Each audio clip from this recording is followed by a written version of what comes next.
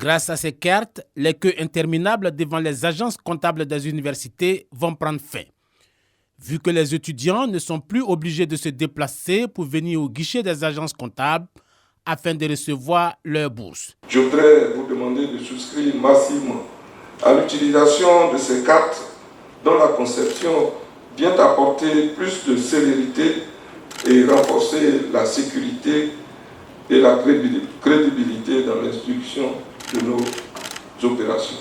À l'étranger, c'était également la croix et la bannière pour pouvoir percevoir leur bourse. Par la mise en circulation de cette carte, ce gros souci ne se posera plus au président d'université et même au trésor public. Cette carte pourra être créditée depuis Abidjan. Le lancement des cartes prépayées internationales est un nouveau pas qui met le trésor public au diapason des normes internationales et aux standards des pays développés. Par cette solution numérique, il s'agit de renforcer l'inclusion financière tout en répondant aux besoins évolutifs de la population, notamment les jeunes.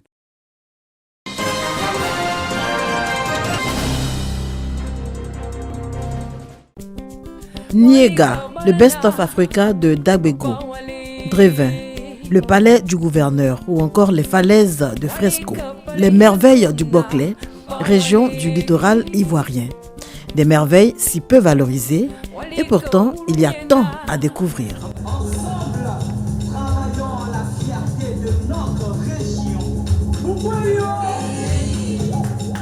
Des valeurs culturelles et touristiques en péril.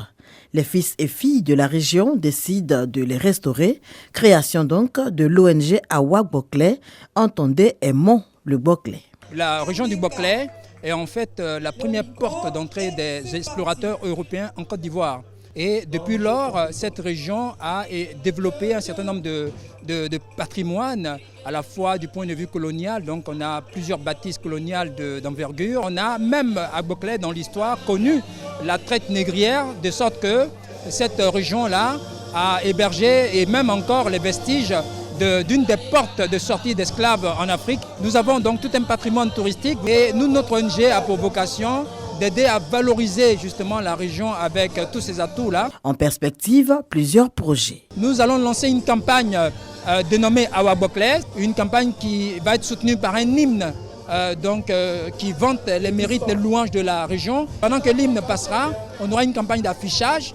Donc un certain nombre d'atouts touristiques, patrimoniaux, culturels vont être indiqués sur des affiches que l'on va voir à la fois en version digitale comme en panneau routier.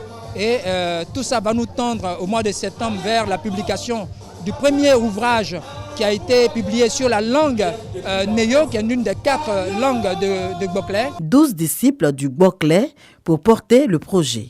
En leur sein, des personnalités du monde des médias, de la culture, de la finance, toutes engagées pour la promotion de la région de Boclé.